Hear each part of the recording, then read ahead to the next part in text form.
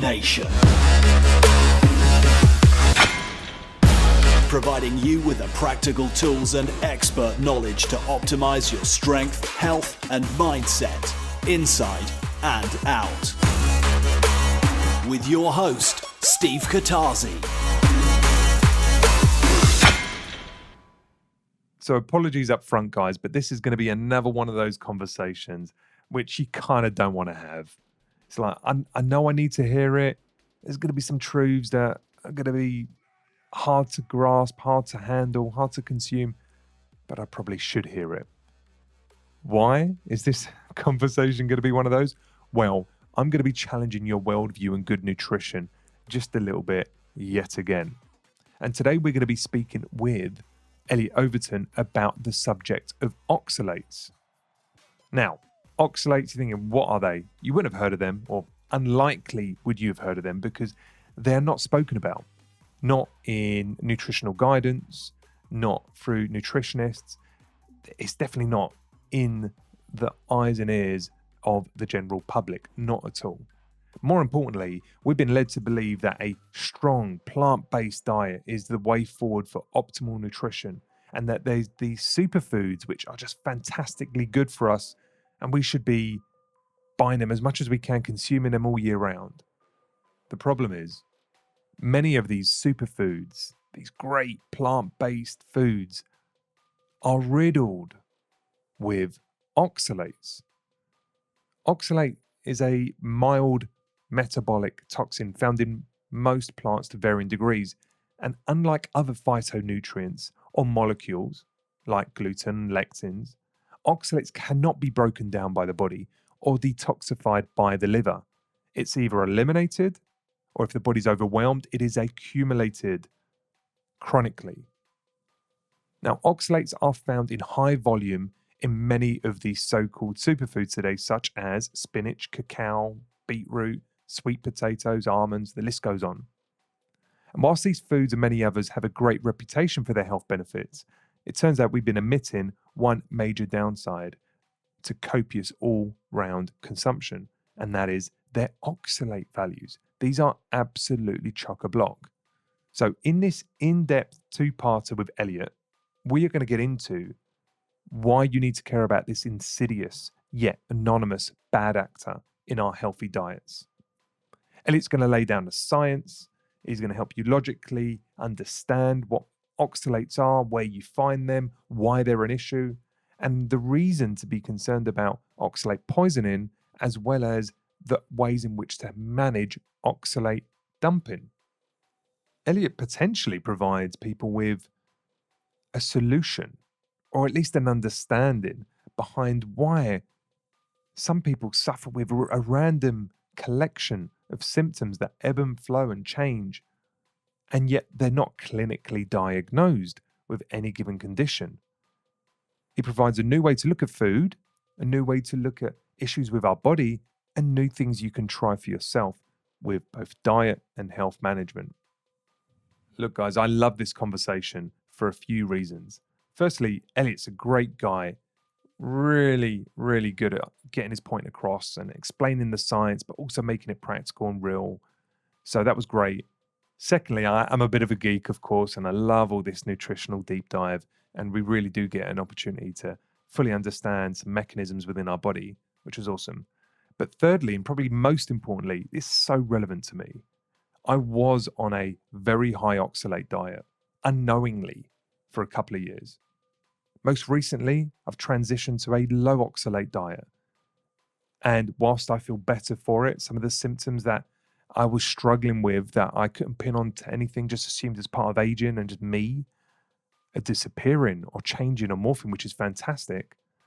But I'm also experiencing what I can only assume is oxalate dumping. This process of trying to eliminate accumulated toxin, and it takes time, and it is funky, and it's confusing, and it can be pretty horrible to go through. So it was great to have some counsel and some discussion so I can understand what's going on in my body, or at least have another answer or another potential answer, as opposed to just assuming I had food poisoning or a cold, or it's coincidence, or it's something else. Now, I do hope this conversation lands, that it does make some sense, and you can see some logic in at least exploring this idea of high oxalate diets and the impact it can have on our health. If you check through the show notes, you'll see some useful links that we reference throughout the discussion. They're going to really help in your further exploration of oxalates. And then if you have any questions or you want to challenge anything that's been said, you can get through to me and Elliot on the Adapt Nation Facebook page. I'll make sure he's involved in the conversation. So just buckle up, guys, and listen to the fantastic, highly informative discussion about something fringe but important with Elliot Overton. Adapt Nation. So today, guys, we are talking all things oxalates. You may be asking, what the hell are oxalates and why should I care? Something new, something more problematic to enter into my life, something else I need to remove. Well, through this discussion, I'm hoping we can answer these questions and more. And the short answer is, based on my own research and understanding, is it sounds like you probably should care about oxalates. So to help with this education on this specialist and niche subject within nutritional science, we have a nutritionist and functional medical practitioner, Elliot Overton, joining us today. And he's a Brit, which is an absolute bonus. So it's great.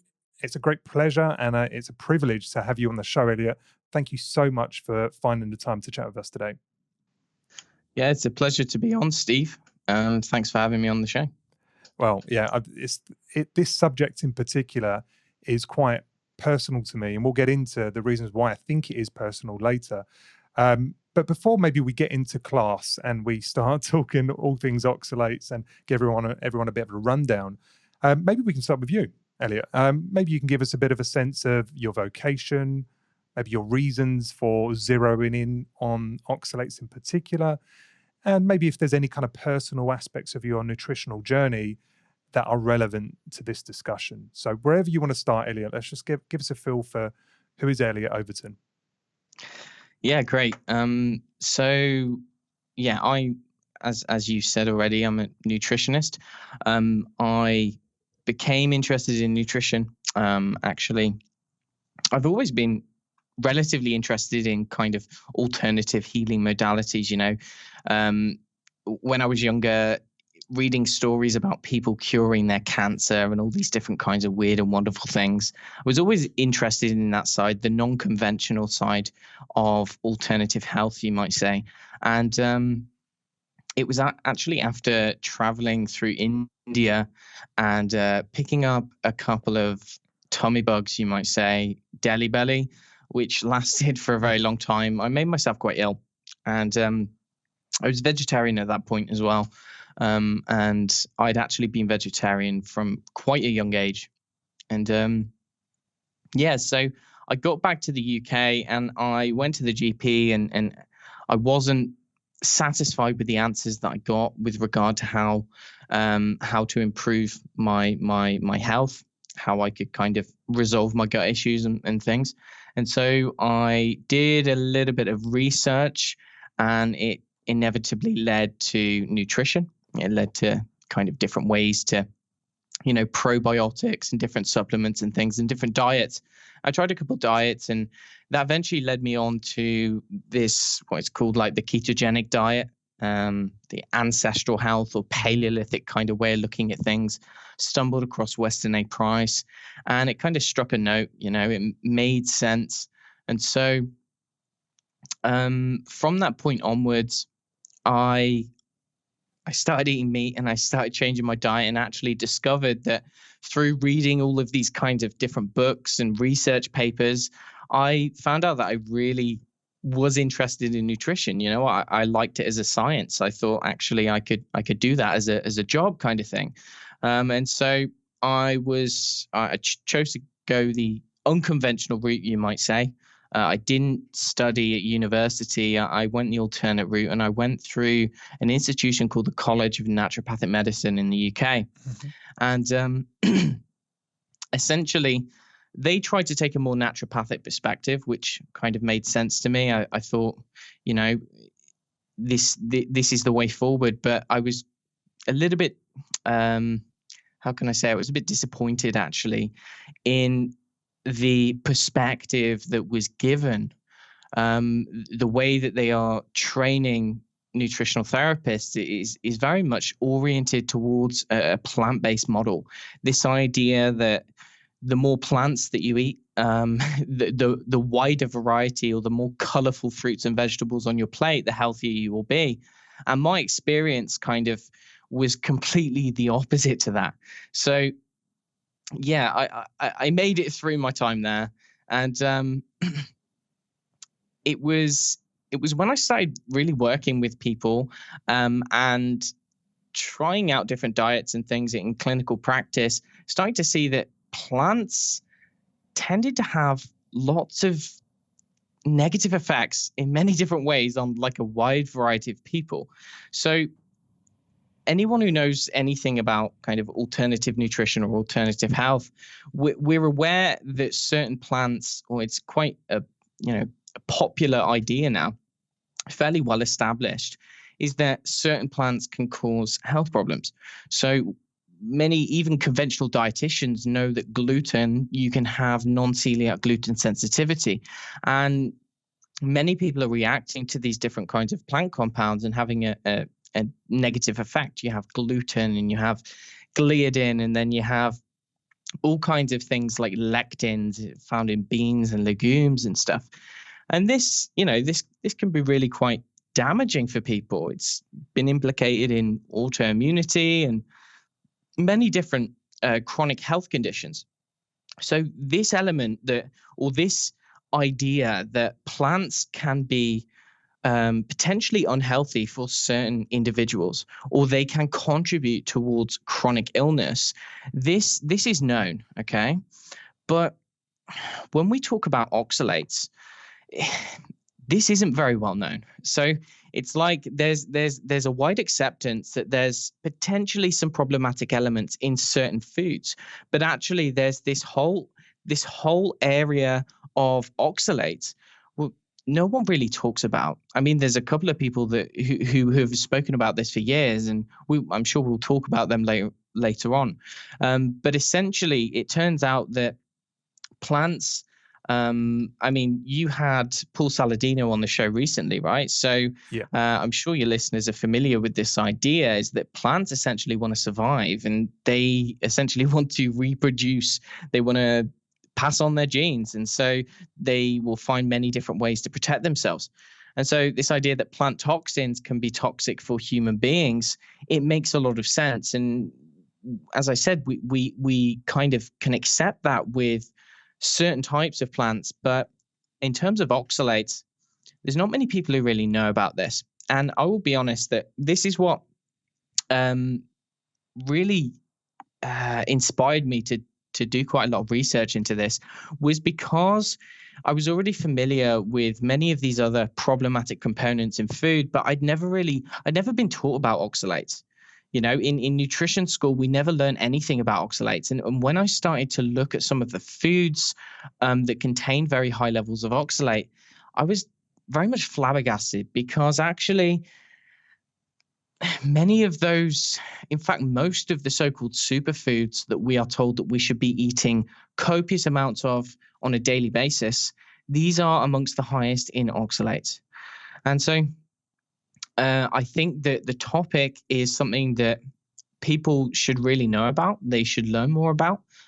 Might be new to them, but quite frankly, it could definitely be useful for people to be able to become educated and actually tell others about this, because it could save someone's life. And when we're talking about plant toxins, when we're looking at how these plants protect themselves, we know that, for instance, if someone has gluten sensitivity, non-celiac gluten sensitivity, then generally, if they remove gluten from their diet, then things will get better. Yeah, and it's the same kind of thing for lectins or salicylates or histamines or whatever kind of plant component that someone is sensitive to. Then when they remove that from the diet, they actually notice benefits. And this is where oxalate is different. So oxalate is I, I should probably explain exactly what oxalate is. So oxalate is a small molecule. Okay, it, as I said, it's produced in the plant kingdom, and essentially, it's a method that plants use to protect themselves against herbivores, against pests, against animals. Stops things from wanting to eat them, basically. And to some extent, human beings also produce it in small amounts in the liver as part of like normal human biochemistry. That's in very small amounts. Anyway, so oxalate, the chemical, it can exist in several different states. So you have free oxalate or oxalic acid, and oxalate can, when it's in its free form, basically it's missing two electrons. So when it comes into contact with a positively charged cation, so when it comes into contact with, say, calcium, then what will happen is it will bind very tightly with it. It will bind with certain minerals, and so for this reason, it's actually been used as a metal chelator or a mineral chelator. So oxalate can bind with minerals, and when it binds with minerals, it forms oxalate salts. So you can have something like calcium oxalate, you can have potassium oxalate. You have two main types of salts that it forms. It forms the soluble salts, and it also forms the insoluble salts. Okay, and so plants can use oxalate. It's theorized anyway that plants have been able to use oxalate to essentially sequester minerals. So it's potentially one of the ways that plants can hold on to calcium, for instance. And so when we eat these plants, what happens is these oxalate crystals, whether it be in the case of, you might have soluble oxalate in a plant, you could have insoluble oxalate, you could have free oxalate.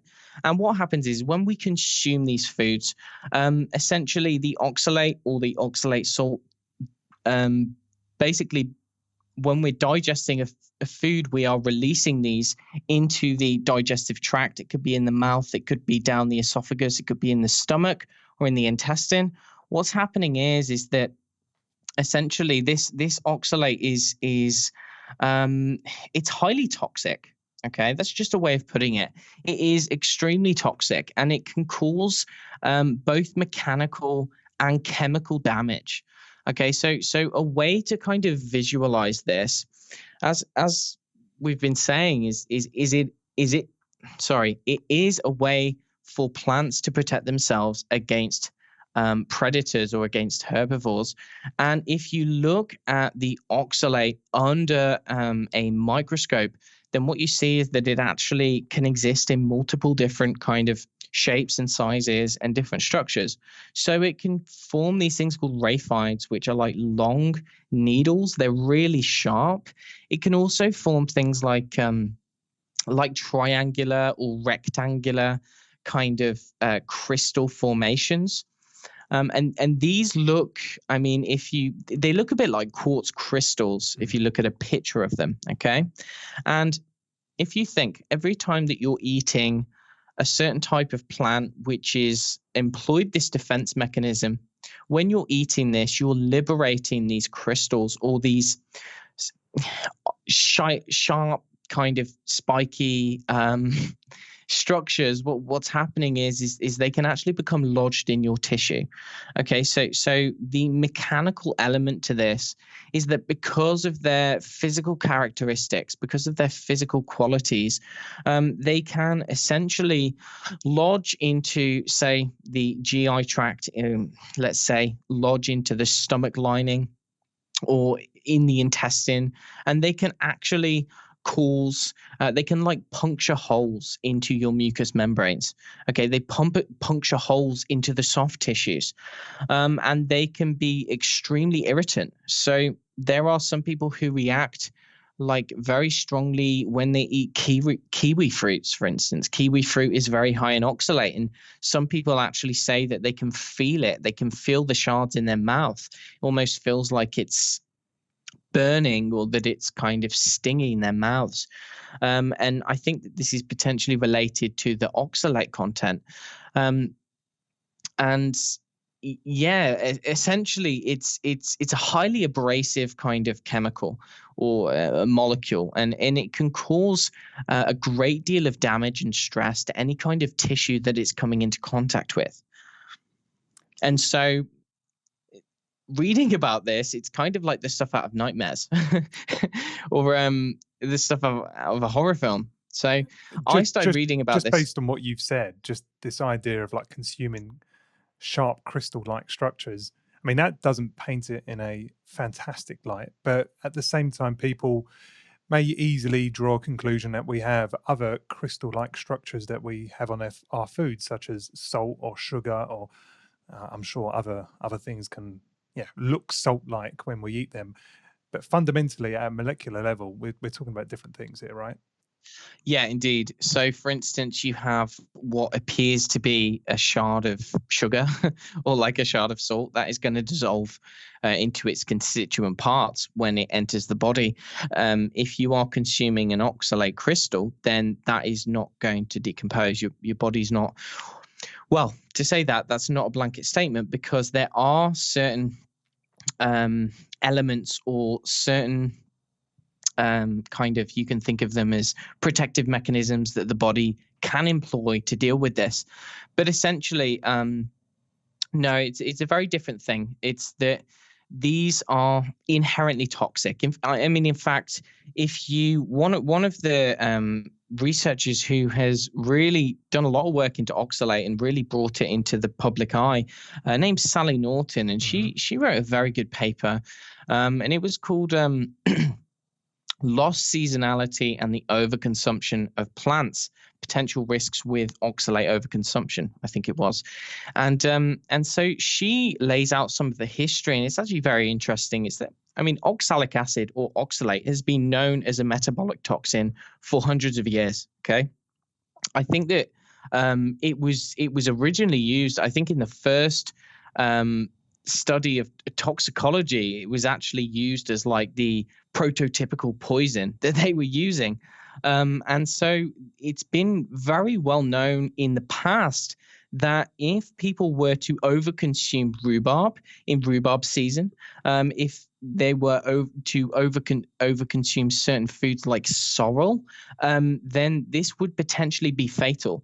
Over the past 200 years or so, there have been multiple cases where people have, there've been women who've died from making sorrel soup, okay, putting too much sorrel. Sorrel contains very, very high levels of this plant toxin, this metabolic poison. And so it can very much, or it does pose a major threat to human physiology. We can only deal with small amounts at any one given time. So to give you kind of an estimate or a basic overview, there are many different plants which contain this poison, but the level really differs. So you can have some plants which are really low in oxalate, actually, like iceberg lettuce, for instance. Iceberg lettuce is extraordinarily safe because if you look at its content of oxalate, it's practically zero. Whereas if we compare that to another leafy green that you would have in your salad in conjunction with iceberg lettuce, you would have spinach. Now, spinach is among the highest of all foods in its oxalate content. Spinach is just absolutely so remarkably high. So in half a cup of cooked spinach, you might be getting, say, 500 milligrams. Okay, and just to give you kind of some perspective, the recommended amount that is kind of recommended to avoid kidney issues is 150 to 200 milligrams per day. Okay, that's like the average, and I would say that that's probably too high anyway. But you're looking at 150 milligrams per day spread out throughout the day, whereas in half a cup of spinach you could potentially be getting 500 milligrams. Okay, so there are some foods which just contain just such high levels of this stuff, and it turns out that many of these foods are supposedly super healthy foods, and they're foods which people are over consuming nowadays. but we can talk about that in a little while. Just to go back to the kind of historical context, it has been well known. It has been well known that this oxalic acid, when it's overconsumed in a kind of short space of time, that it can actually be fatal. It can cause someone to go into a metabolic crisis, and they actually, they die shortly afterwards.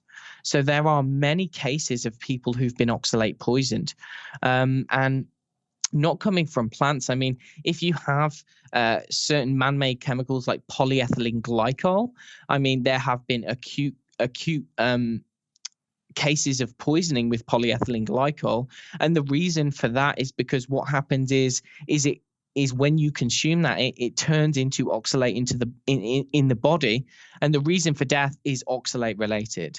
And so these are generally, I can appreciate for people, it might be quite difficult to comprehend this because it really goes against 99% of what we are taught about nutrition. And even someone who doesn't necessarily train in nutrition like I did, the idea that we're fed, especially in the past couple of decades, this idea of being healthy and what foods we need to eat to be healthy, we've all been very much brainwashed in many ways.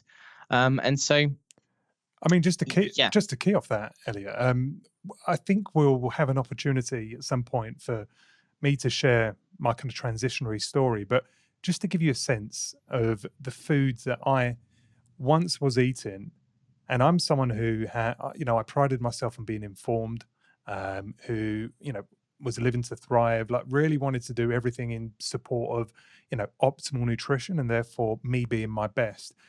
Only 6 months ago, I would have had a typical day of having 500 ml of almond milk, almond butter, beetroot, turmeric, pepper, and this is daily, pepper, frozen spinach, probably 100 grams of that, and that's frozen, not the dry stuff, so that's even more dense. Dark chocolate, cacao powder, cacao protein shakes, sweet potatoes by the bucket load, plus other foods, of course. But I just mentioned a couple of foods there which are quite high in oxalates. I didn't look at any of those foods, from almonds to turmeric to beetroot to spinach to cacao. I would never have looked at those and said, hey, there's nothing benign or sinister about these foods. They're all touted, as including beetroot and stuff like that, as superfoods, right? And you can Google it and find tons of positive reasons, from vitamins, minerals, hormetic effects, positive stresses on our body that create, an antioxidant-like response. You can get very educated very quickly on why those foods I was choosing were profoundly good for my health. Yet, without trying to steal your thunder, all of those I just said are quite high in oxalates. How have we got this so wrong? If we have got it wrong, how could we be missing a trick here? Because I've gone from not having just a bit of these, I went to having lots of these every single day, to the point I was probably exceeding the recommended value by at least 7 times per day. I'm really sorry to hear that, Steve. I think it's a similar case for many other people. It was me at one point as well. I think most people who take an interest in nutrition tend to go overboard, and I think this is really where the danger comes in. Is because what we tend to do is we see that something is healthy, or we're told that something is healthy, and so we think that the more the better, and we go overboard on that. And this is really what we're seeing in today's kind of nutrition fields, so to speak. And so a lot of the foods that you just mentioned, I mean, it's practically the guidebook on high oxalate foods. I know.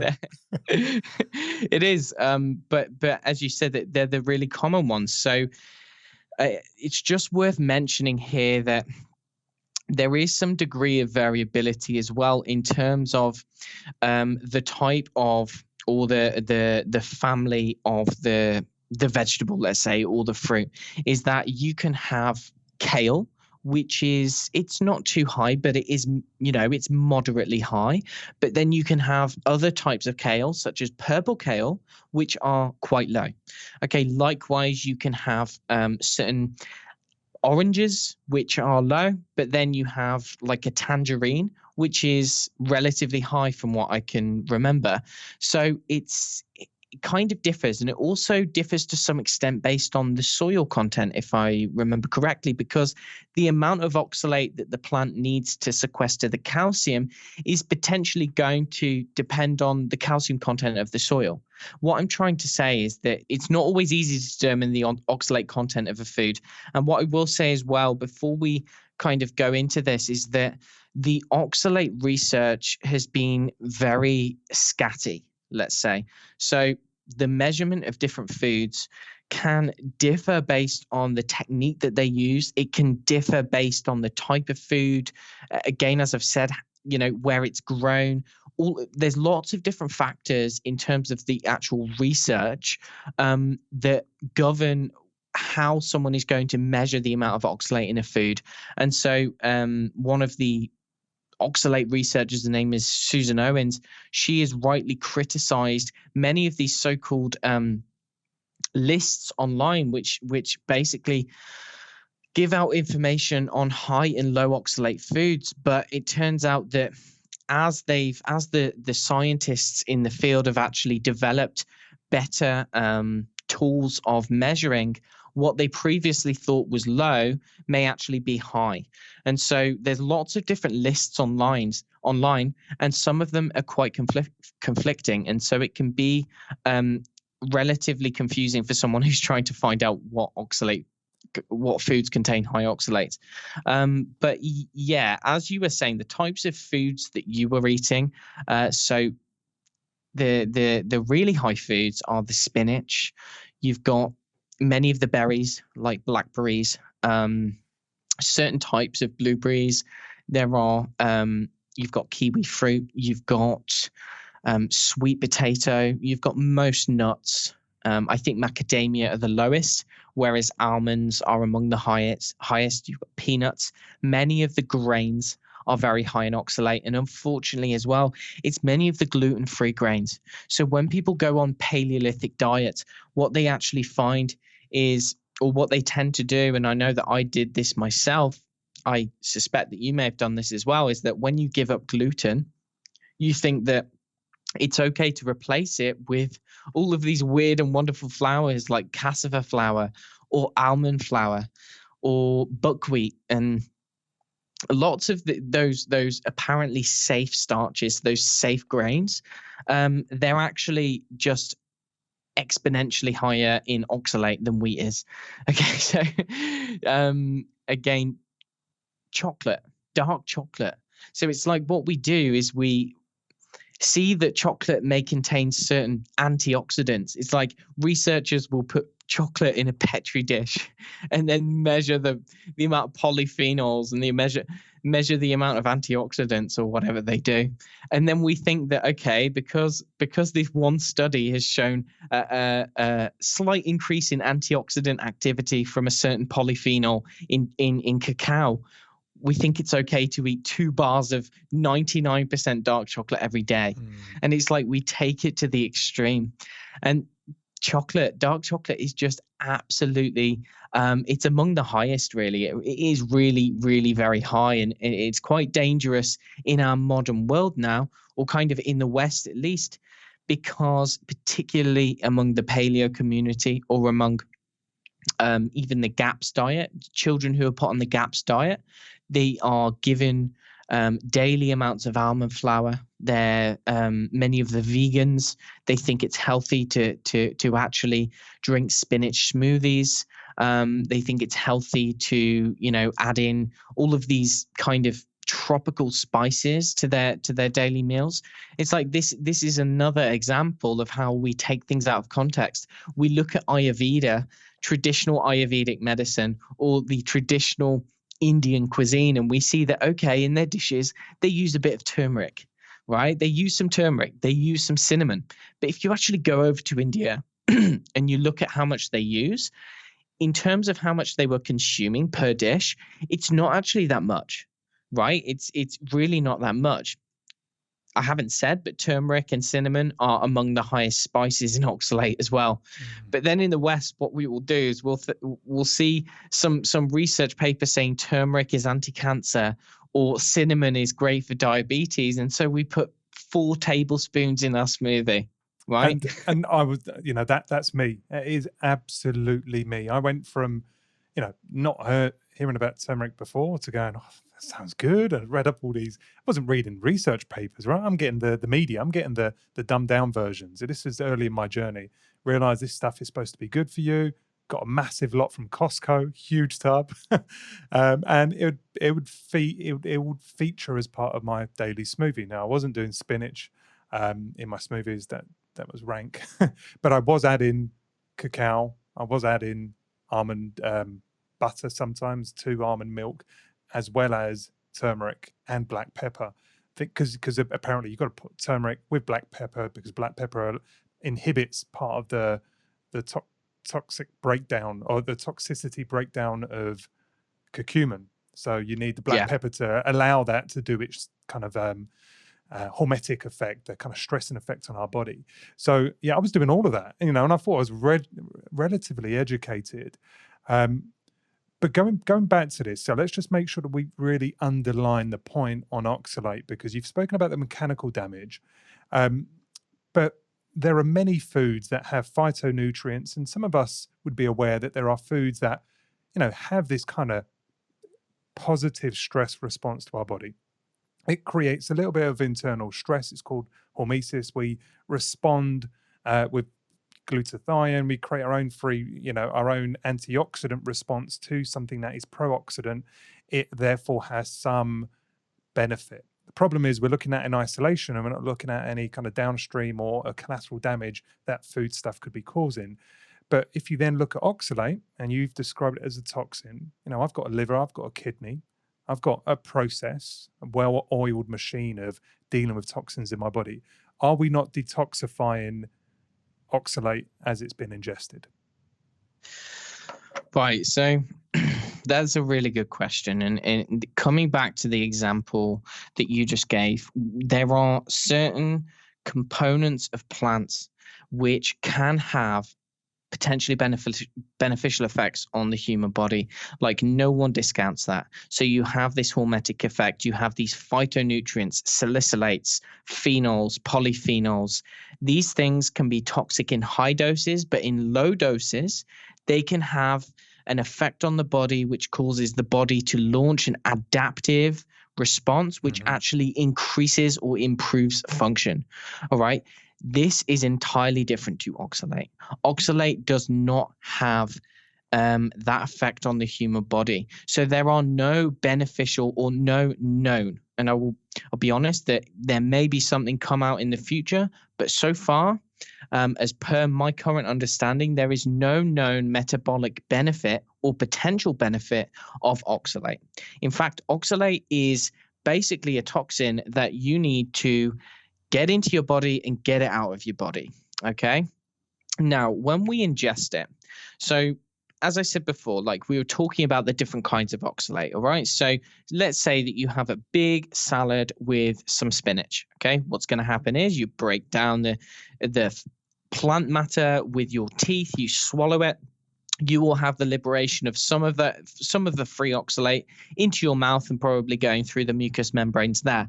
Okay. But then what will happen is it will go down into the stomach, churn with all of your other food, and then it will get to the intestine. Now, into the intestine, before we get to the intestine, then likely is going to be some adhering to the esophagus or absorbing through the esophagus, and likewise through the stomach. Okay, so that's you're getting a little bit of a dose of oxalate, not necessarily a problem, because we have adapted to deal with a very small amount at one time.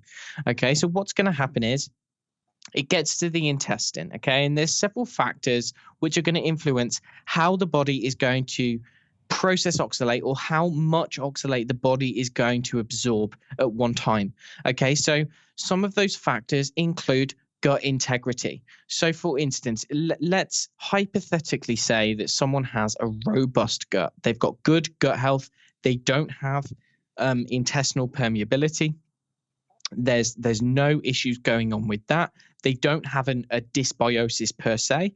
They've got a healthy gut bacteria. I don't know if there's anyone like that in the Western world at the moment, but let's say hypothetically. So when it gets to the intestine, the calcium that is being liberated from, let's say that you had spinach. Let's say you had that spinach with some feta cheese. So the calcium, which is from the feta cheese, is going to bind with some of the free oxalate. Or you may have some other form of calcium which is in the gut, and this is considered to be protective, because what is happening is calcium is binding up with this oxalate, and it's causing it's becoming an insoluble. So when it's insoluble, that means it's not going to be absorbed. All right, so insoluble oxalate will be carried out through the feces and into the toilet. That's not necessarily an issue per se. Now, there is going to be some level of soluble oxalate and free oxalate, and the soluble and free oxalate, that is going to be absorbed into the bloodstream. Okay, when it gets to the bloodstream, travel to the liver. When it gets to the liver needs to process it. So if there is a tolerable amount, let's say that you have a small amount like 10 or 15 milligrams, which is realistic, I think. Let's say you have 10 or 15 milligrams in a meal. Your liver can quite, process that really quite well. Okay, it's going to kind of you may get some residual kind of mechanical damage. You may get some residual biochemical stress, let's say. But after it's been processed through the liver, it will be sent to the kidneys, and you will urinate it out through the kidneys. That is all being well. Okay, that's the ideal scenario. And just to be clear, that there's not a detoxification process occurring. It's not being metabolized to an inert substance. It's in its raw form being eliminated versus broken down into something else.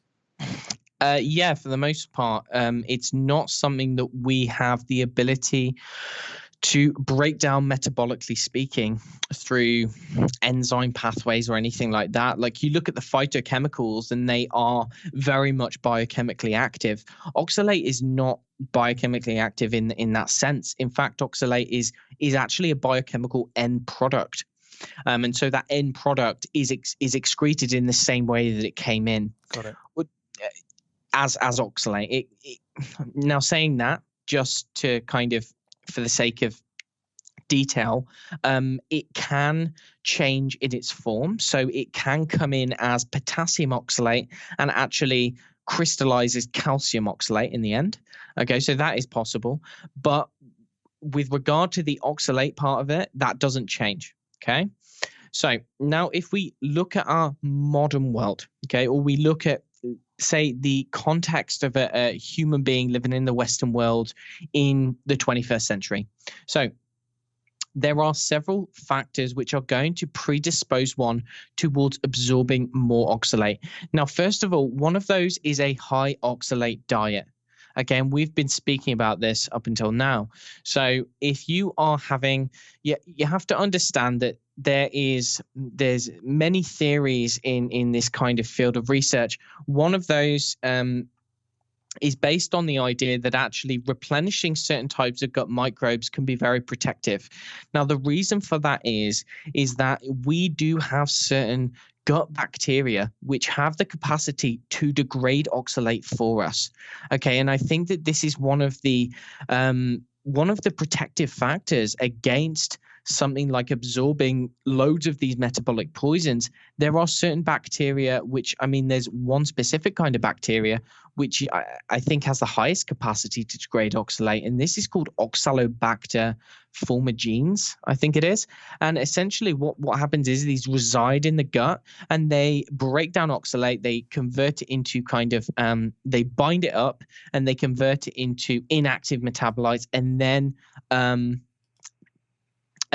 they are passed out through the feces, and that renders it safe.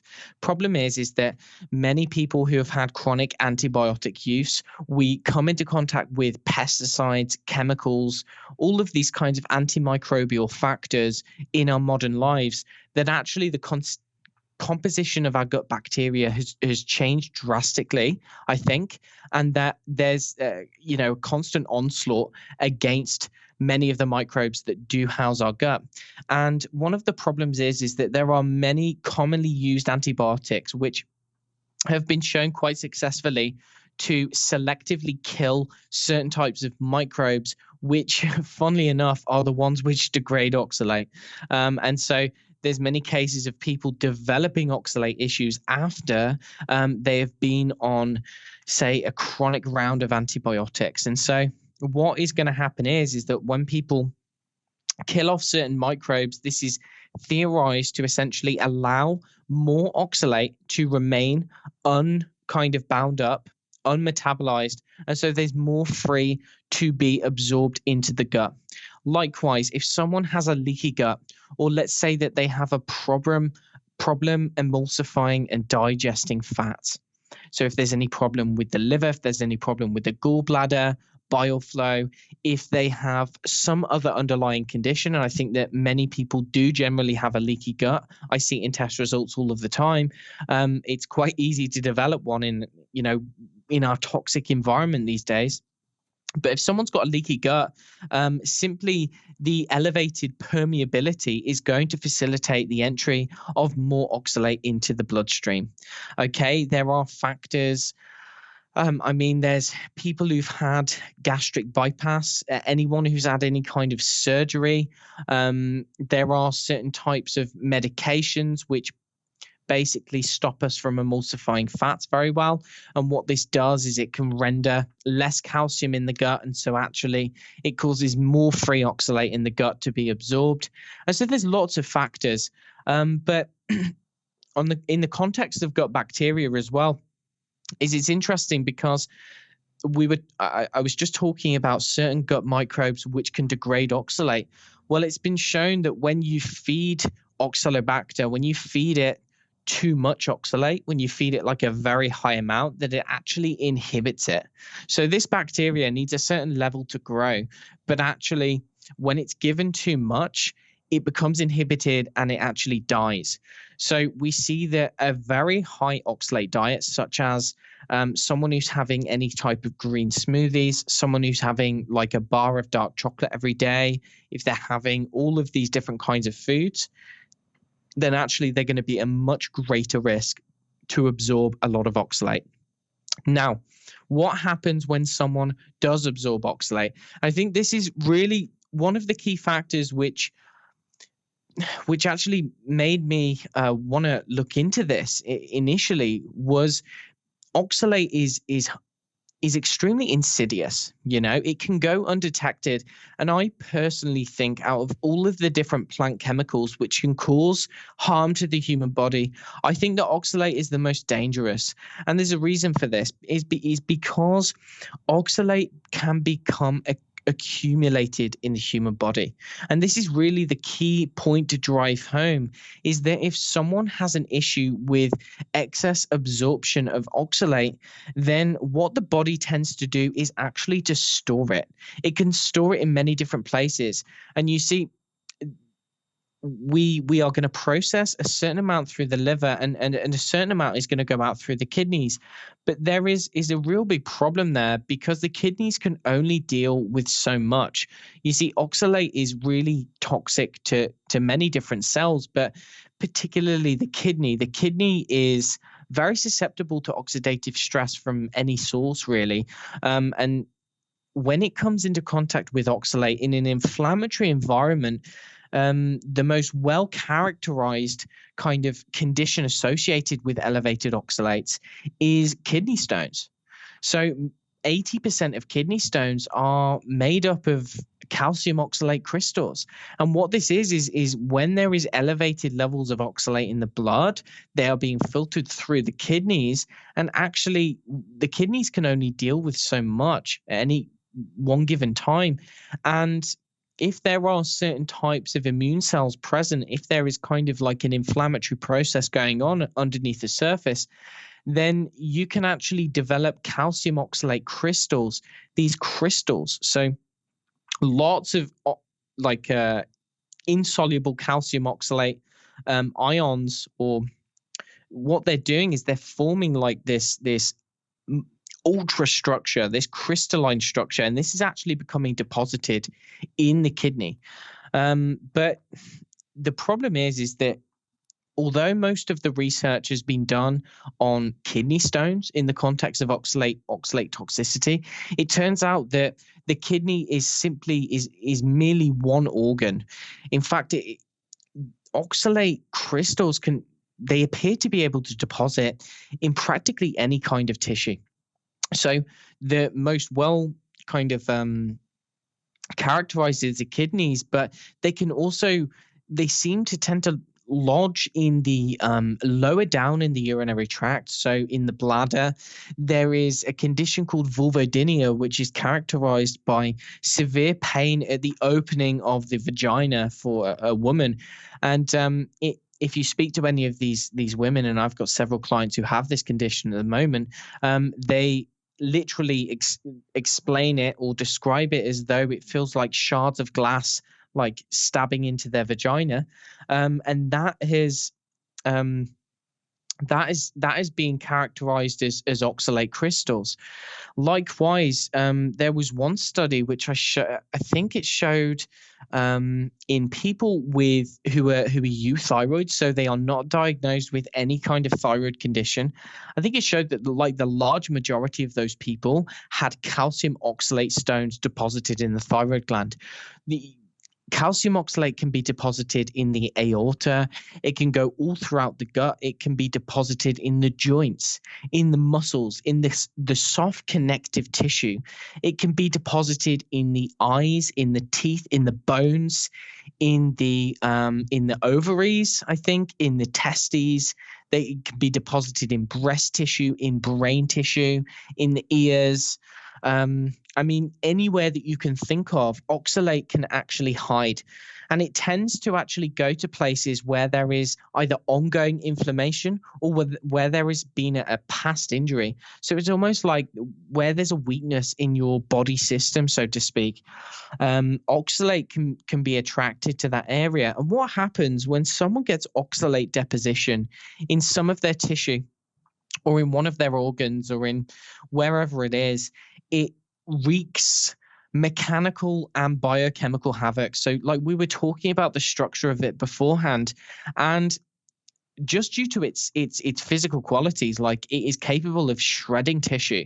Like if you imagine you have there is a condition called oxalate related arthropathy. Okay. And it's not very well characterized, but actually what can happen is basically there are people who have this high level of oxalate, and what's happening is it's deposited in their joints, let's say asymmetrically or symmetrically on their patella, like underneath their patella or within the joint of their knee.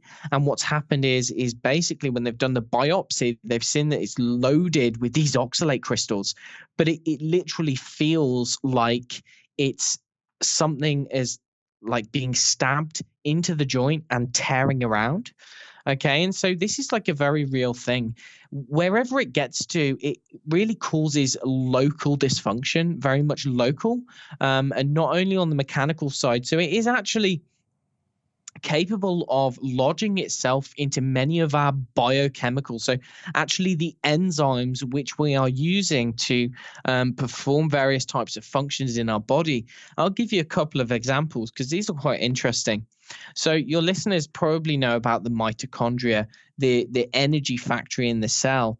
And in the mitochondria, the way that we are taking food and actually converting that into usable energy in the form of ATP, we need to run it through several steps in a portion of the or a phase in the mitochondria, and it's called electron transport chain. And the electron transport chain basically involves multiple different complexes passing electrons and pumping out protons. Okay. And what oxalate has been shown to do, if I remember correctly, it's actually been shown to inhibit or lodge into and inhibit every single complex of the mitochondria, but especially complex 1. So when it basically comes into contact with the mitochondria, it can inhibit complex 1. And what happens is when you get complex 1 inhibition, you can actually get excessive levels of what we call reactive oxygen species, or in other words, precursors to free radicals.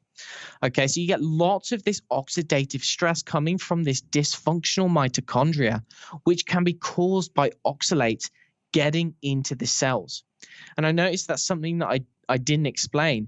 When oxalate is circulating, let's say oxalate is drawn towards some kind of a tissue, you have nanocrystals, you have microcrystals, you have these macrocrystals. So you have lots of different sizes, but with the generally the way that they are getting into cells is via these things called transporters. But actually, when you have a small enough oxalate particle like a nanocrystal, then what's actually happening is it can pierce directly through the membrane of the cell. It doesn't require any transport system. It just goes directly through there. And in doing so, what it's actually doing is it's puncturing holes into cells. So you think the cells that are making up the tissues, or cells that are making up the thyroid gland, or the various organs, these nanocrystals, if they're in high enough quantity, what's happening is they are puncturing into that cell, and they are like decimating that cell's ability to make energy. If you can't make energy, you can't repair, you can't perform your function. And so, you really become inert, so to speak. You become highly dysfunctional. There are several of the other enzymes as well, though. There are these enzymes, a class of enzymes called carboxylase enzymes, and these are actually dependent on a vitamin called biotin. And actually, what oxalate has been found to do is insert itself into the place of biotin on these enzymes and actually render them dysfunctional. And many of them, again, are involved in energy metabolism. And we're talking about systemic energy metabolism as well. So how we are taking energy or taking food and really making use of that. And so when you, if you look at the kind of current literature on mitochondria, you see that mitochondrial dysfunction is very much implicated in just the wide variety, or I would say the large majority of chronic illnesses that we see today on the rise. And it seems to be related to this bioenergetic deficit. So the cells or the body is unable to effectively make enough energy to perform what it needs to do. And oxalate is really a key suspect here, because of our modern environment, because of this toxic environment we're living in. I think that we are becoming very much more susceptible to absorbing more. We have higher amounts in our diet as well, because you have to realize that oxalate containing foods, let's look at rhubarb, for instance. There was a season for rhubarb. Okay, there's a season for rhubarb, which means it only grows at certain times of the year. And historically, people have eaten rhubarb and, funnily enough, become sick during that period. But then actually in the next 6 or 7 or 8 months, they would recover from that because they would naturally be eating a lower oxalate diet. But in our modern environments, we have 24/7 access to extraordinarily high levels of this plant toxin, and human beings, the intake is gradually increasing, and it's very much an onslaught for the human body. And the human body only has a very kind of finite capacity to deal with that. But if you look at our evolutionary history, it would be very difficult to consume an extremely high amount of oxalate on a daily basis, simply due to the fact that you would be eating what grew around you, and that it would be hard to procure certain foods all year round. I think Does that make sense? Yeah, I think that is such a profound point. I don't think we stop enough to think about just how different our life is today, with this 24/7, 365 availability of pretty much anything we could ever want and desire from a food perspective. that simply has not been the reality of our existence for 99.9% of it. Plus, this idea of seasonal eating, right? Everyone understands it. Everyone understands the idea of a farm or an allotment, and you eat what you have when it's grown and ready. And when it's not there, without freezers and fridges and other methods of preserving food, you just wouldn't be eating them. Animals, on the other hand, were an available source that we would have had throughout the year. I think it's such a profound point, because if you were seasonally eating spinach, whilst it may have been abrasive mechanically and chemically to our body, we had a period of time to recover. I think that is massive, massive. One other point I wanted to make just on the toxicity part of it, Elliot, if you could just elaborate. So you've said that whether it be leaky gut or just because it's soluble and otherwise, you would allow a certain amount of oxalate through that would get passed and attempted to be detoxified by the liver, passed straight through, passed into the kidney for filtering and then excreted. But you said the kidney has a capacity threshold. It has a certain capacity to tolerate and pass oxalate. And beyond that capacity, we didn't really talk about what happens there. I'm assuming, and this is for you to correct me, that imagine the kidney as a cup and you fill it up to the brim full of things it needs to process. At the point in which it's overflowing, the rest of that stuff that would otherwise find its path to the kidney has to circulate in the blood and then find a natural home, because our body doesn't want this toxic compound, this molecule, just free riding in our bloodstream. It wants to put it away. Is that right? I mean, I don't know, we're talking hypothetical here. Is it the oxalate trying to find a home, or is it our body saying, hey, we got all this stuff kind of flowing around that can't get to the kidney right now. I'm going to have to deposit it somewhere until there's a point of low oxalate consumption so we can finally get rid of this. Is that roughly how the kind of system is working? I honestly don't know. I don't know if it's been very well characterized. It may just be something that I personally have not come across. I'll be honest, I haven't dug so much into the research of the pharmacokinetics of it. But what I don't think it's that the body is trying to store it. Really, when it's being absorbed from the gut, that is going to prop up blood levels of oxalate, and after the liver, you are going to get systemic circulation of oxalate as well. So it's not going to go directly to the kidney, but to a large extent, the kidney is going to have a lot of the burden of filtering out the oxalate. Okay, so the kidney is going to have that burden. But even just pumping up blood levels of oxalate, if you have any kind of injury, then oxalate is potentially going to be kind of attracted toward that area. Okay, so any area that is inflamed, is kind of chronically inflamed, acutely inflamed, anything like that, or where there's any kind of infection, that is potentially going to be attracting oxalate. Now, what I will say is that ordinarily, if you put it into context, like in an evolutionary context, then having a small amount of like an increase in blood oxalate is not always going to be problematic per se, all right? Because as I've said, the kidneys can deal with that, the liver can deal with that to some extent, and I think as long as the level is kept quite low, then that is not necessarily going to damage the kidneys. What I will say is that I recall some research talking, basically showing that one high oxalate meal, so if you have a meal which is like a good couple 100 milligrams of oxalate, you are potentially going to cause kidney damage with that, like one onslaught. That's not, that's not like permanent kidney damage, but it's very inflammation, something exactly. local that needs repair.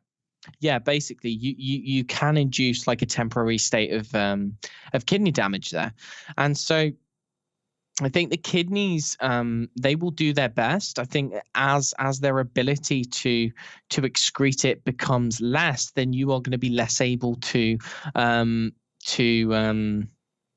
to get rid of it, and more of it's going to be circulating and whatnot. But there's lots of other factors that come into play as well here as well, because I was talking about gut bacteria and these kinds of things beforehand, but you see the body can actually make its own oxalate, and this is not very well characterized. We're talking about a lot of the scientific literature is focused on kidney stones, and that, I mean, if you speak to any conventional medical doctor, they will kind of tell you that, or most of them anyway, when you say oxalate, they will immediately think of kidney stones, and they will think that that is the only problem with oxalates. Oxalates can only cause kidney stones. There's another thing: we can make our own oxalate, and that is being studied in people with certain genetic defects of specific liver enzymes which are involved in the metabolism of oxalate precursors. But what these people with this genetic defect actually experience is they make loads of oxalate in their liver. And so this is a condition called primary hyperoxaluria. And so in these patients, this is really like where most of the data, if not all of the data, comes from in terms of endogenous synthesis. I will talk about endogenous synthesis in a minute, but with regard to the toxicity, the health conditions that this has been implicated in are really far, like they are wide, far beyond kidney stones. Again, kidney stones is one of the only ones that has been studied. But we have, right, here are some very common conditions which have been shown to have elevated levels of oxalate. And these have nothing to do with the kidney, right? So you have, we've spoken about vulvodynia. So this is when oxalate can become deposited in the vagina. We've spoken about arthropathy, but there's also breast cancer. There is Crohn's disease. You have peptic ulcers can be caused by oxalate. You have autism. You see, this is a very interesting area of research, and this is something that Susan Owens focuses on a lot, is that actually in the large majority of autistic children that have been tested in terms of doing their organic acids and whatnot, and actually I think that when they've done the biopsy of brains of children with autism, these children have, almost consistently have like problems dealing with oxalate. They have too many oxalates. So oxalate can get into the brain, and it can trigger all of these kinds of inflammatory reactions, not only in the brain, but it does occur in the brain as well. It activates something called the inflammasome. Okay, and the inflammasome is really it's like you can think of it like it's like an off and on switch kind of thing. It's like a piece of machinery. It's made up of various different proteins. It's really complex. I don't really understand it very well. But in immunology, the inflammasome, when that is turned on, it is heightening the level of reactivity. You can think of it like a danger response, like a cell danger response kind of thing. And when the inflammasome is activated, when it's activated, then what's going to happen is that can predispose someone towards getting autoimmune conditions, towards developing chronic just a wide variety of conditions, which are, I mean, there's Alzheimer's, there's dementia, there's Parkinson's, there's autism, there's all of these different things that are tied back to this inflammasome. And we see that oxalate, in its ability to aggravate the immune cells, to aggravate the immune system, is turning on this inflammatory system. It's like the on switch, so to speak.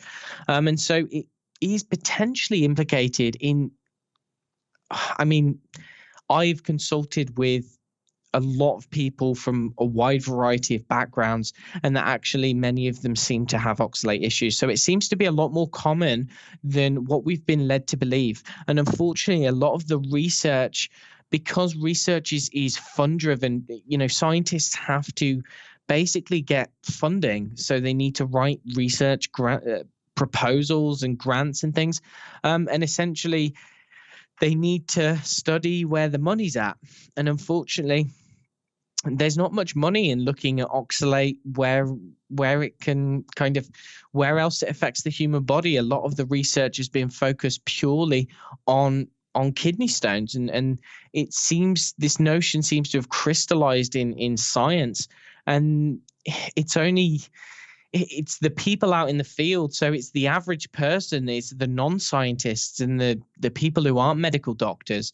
They're the people who really make up the bulk of the experimental population, because it turns out that many of the people who have established oxalate issues seem to also have many other health conditions as well. Like there's a wide variety of different health conditions that are associated with this, and so I suspect that actually this poisonous kind of toxic element of the plant, that when it accumulates in the body, I think it could potentially contribute to.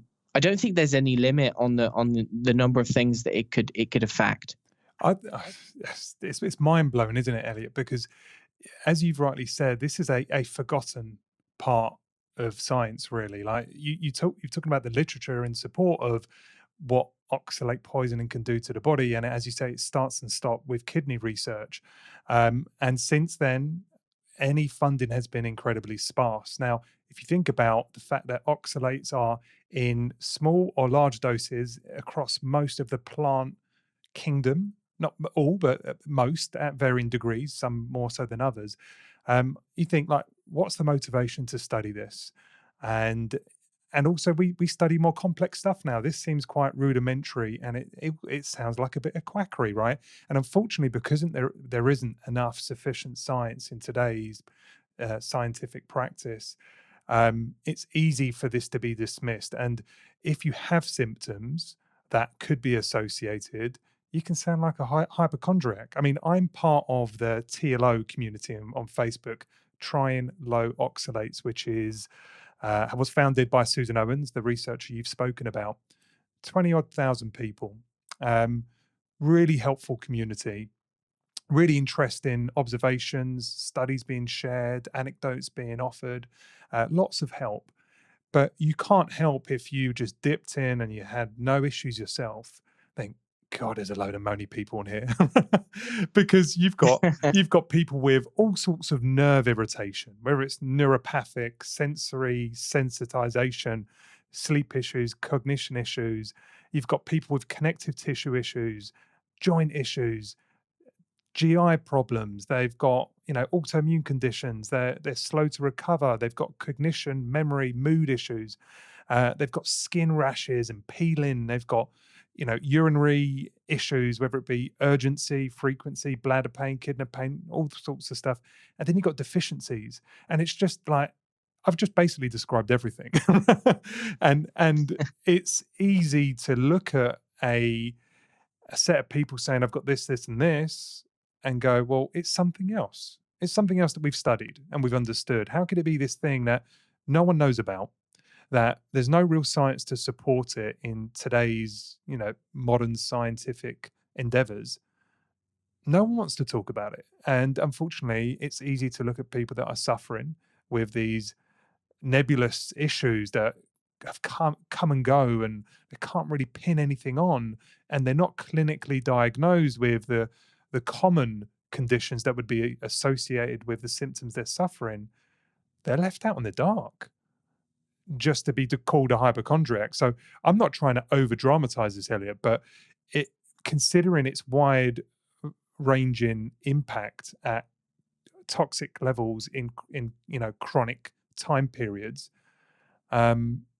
it feels like it's a difficult discussion to have, because you're easily labeled as either a quack or a hypochondriac. I mean, what have you got to say in response to that? Do you feel I'm reading this right, or do you think people are respecting the science, and the science is there today to support some of these kind of issues that I've just described?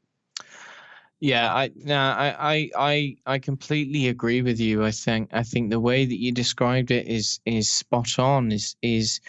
And it's really hard for someone to get their head around. And I want to say this as someone who I really do my best not to paint everyone with the same brush. So when you start looking at oxalates, you start looking at the effects and the symptoms that it can produce in people and the different health conditions that it's associated with. It's very hard to it's hard to believe, first of all, because it makes you wonder how one thing which is found in so many foods which are so common could cause such a vast array of different kind of seemingly unconnected maladies, like symptoms and conditions. So that's, first of all, hard to get your head around until you understand how it works, right? But then it's also easy to paint everything with the oxalate brush. So people know me as the oxalate guy, or one of the oxalate guys at least. I want to say that I really don't think that it's the driving factor behind everyone's condition. But what I will say is that oftentimes people can be surprised to learn. They may have done certain tests. They may have thought that they had not an issue with this, but then actually when they take out oxalates from their diet, they notice miraculous changes, and then they start experiencing things like the excretion of oxalates, which is kind of a process that we'll probably talk about shortly. But yeah, so it tends to be more common than you would think, but then at the same time, there's almost no research on it. It's bizarre, because I think this is one of the reasons why many healthcare professionals and even research scientists don't give this idea any credit, and probably why it's not very well known is because, as we were talking about before, the research is condensed and kind of localized into kidney stones or into the genetic conditions with oxalates. Other than that, then there's been practically zero research into anything else. It's all to do with the kidneys or to do with genetics. And so unfortunately, there's not much known. And so a lot of it is anecdotal. A lot of it is based on experimental testing. So in terms of symptoms and in terms of certain urinary or biochemistry tests that private labs do. But really, we are kind of in the dark with this one. And I think it's been quite a large experiment for the past couple of decades. So really, as you said, the TLO community fostered by Susan Owens, I think she's been looking into this for near enough 2 decades now. And in those 2 decades, there've been maybe 25, 30,000 people who have tried this low oxalate diet. They've come in with this bizarre range of symptoms which don't really make sense. They don't fit into any diagnostic label or under any diagnostic category. But then they have attempted to go on this low oxalate diet and have actually seen massive improvements. And these are people from all walks of life. And so what it really seems like is that I don't know if the research community will catch up anytime soon. I really don't know, and I'm personally not waiting for that. I think that oftentimes if there's enough anecdotes, then it simply means that the science has not is yet to catch up, right? So as Sean Baker would say, the anecdote of what is it? I forgot. I know he says something like the anecdote of 10,000 people is data. Like, yeah, basically. There was a particular way of phrasing it, but I can't remember. But yeah, when you've got thousands and thousands of people reporting that something is working, and there's no scientific evidence or no scientific studies to prove why it's working, then to some extent there is guesswork. But it's not even like it's not even like that, because there is science. The problem is the science hasn't been it's like many different threads of the oxalate research, which are relatively unknown. So you'll have some research scientists looking at the effects of oxalate in specific cell cultures, and then others in the effects of what happens in this genetic condition. And so a lot of what we know is coming from like these people who are making too much oxalate themselves in their liver, but then we know that there's also thousands of other people who have very similar symptoms but don't have the genetic condition. And the common denominator is that they ate a really high oxalate diet. We know that oxalate accumulates in the body, and we know the effect it can have on the people with kidney stones, how it wrecks their metabolism. At the same time, we know how it's affecting these people with this genetic condition. And if we're seeing similar symptoms, similar signs, similar biochemical patterns in people who don't have the genetics, but they just go on a binge of spinach smoothies, then we can hypothesize that actually a high oxalate diet is very likely like sticking around in these people's bodies and wreaking havoc. It's easy to get to put this in the category of people that try or move towards a vegan diet, and they talk about, hey, you've just got to go through the healing process, and it's detoxifying, and it's bad before it's good, and you see people deteriorating before your very eyes, yet they're wedded to the commitment of the diet and that they're going through a process. So on that, I think it's really important we talk about oxalate dumping. Right, so that's part one done, guys. Hopefully you found it insightful and interesting. This conversation carries on seamlessly into the discussion of poisoning and dumping and how to manage that process, as well as my own personal experience with oxalate dumping in episode 92. To get listening to episode 92, just get straight into your podcast platform, subscribe. Maybe it's there already, depending on when you're listening to this. It will release 2 days after episode 91. So until then, I'll let you crack on with the rest of your day and be your best. If you enjoy this show, please leave us a 5-star review on iTunes. It really helps. And of course, recommend us to any friends or family who you think might also enjoy the show. Thanks for listening. This is Adapt Nation.